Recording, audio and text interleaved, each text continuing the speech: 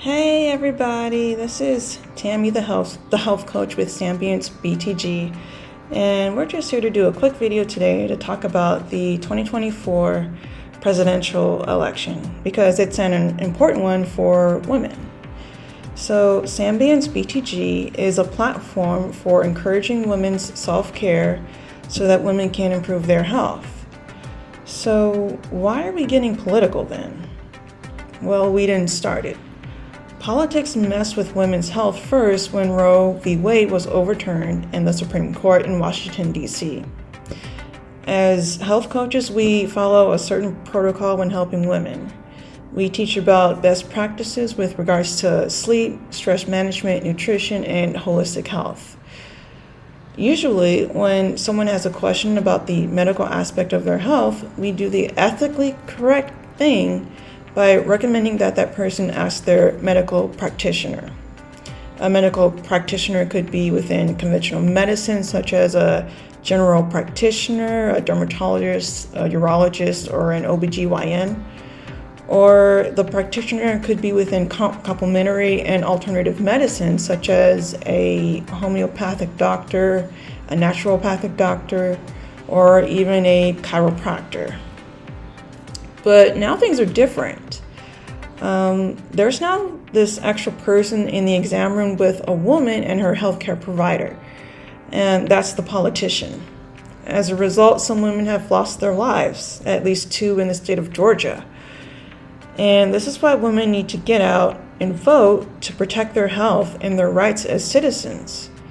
And we're going to talk about a couple of resources to do so right now.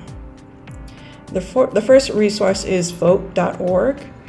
Registration is still open in some states. So what can you do on vote.org? The good news is that you can do just about everything that you need to do in order to vote on vote.org. You can check your voter registration status if you're not sure whether you are registered to vote. If you're not registered, you can do so in 2 minutes on the website as well. You will need your state, county address, and state driver's license or social security number information. You can also request an absentee ballot if you do not wish to vote in person on election day. However, you must meet your state's criteria for voting by absentee ballot. For example, the state of Texas has strict rules about voting through the mail. Voters who wish to do so must be 65 years or older, be disabled or sick, be out of the county during early and election day voting, in jail or involuntary civil commitment but otherwise eligible to vote, or expecting to give birth within 3 weeks before or after election day. Additionally, you can view the items that are on your local ballot on vote.org. The website can also help to create a voting plan to take with you to the polls. You can also set up election reminders so that you know when and what you need to vote for and never miss an election. You can also pledge to register to vote if you are under the age of 18, and the website will text you a reminder to register to vote on your 18th birthday. Lastly, you can look up your state's election information that includes voter registration deadlines, voter registration rules, how to register to vote in general, how to register to vote with a felony, voter ID information, and more.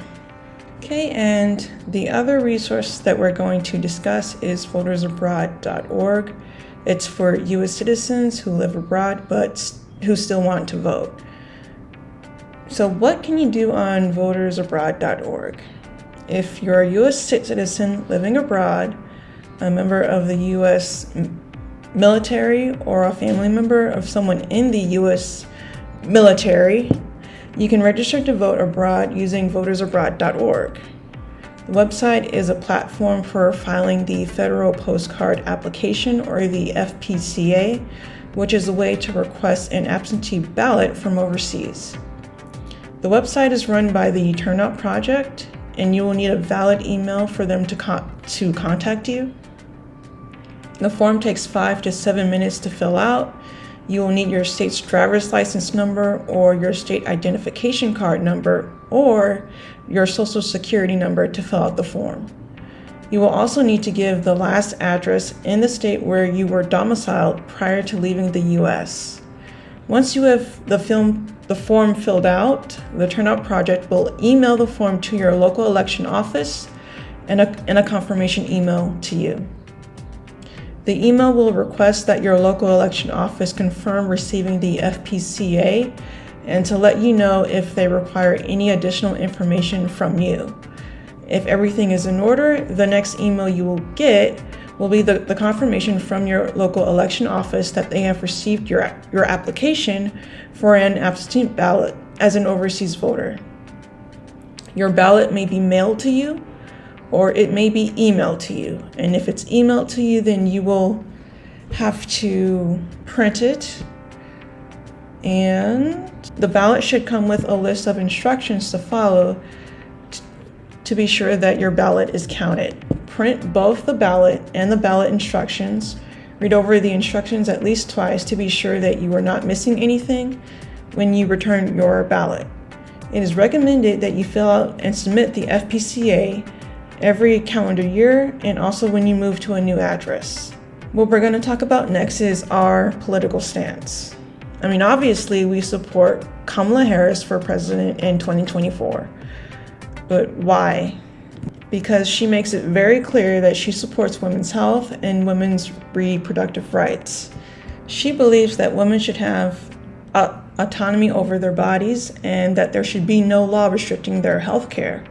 After all, there is no such law that's specific to men that restricts their health care simply because they're men. And there certainly isn't any law that pertains to men's health care that is costing men their lives.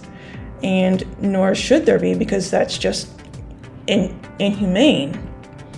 Well, we just want the same thing for women. VP Harris's running mate, Governor Tim Walz, believes the same thing. They both support women and their right to choose. There should not be a politician in the exam room with a woman and her doctor, making healthcare decisions that could lose her life.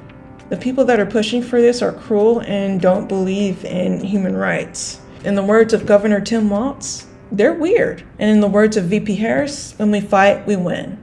So let's go out and vote, ladies. #harriswalz 2024.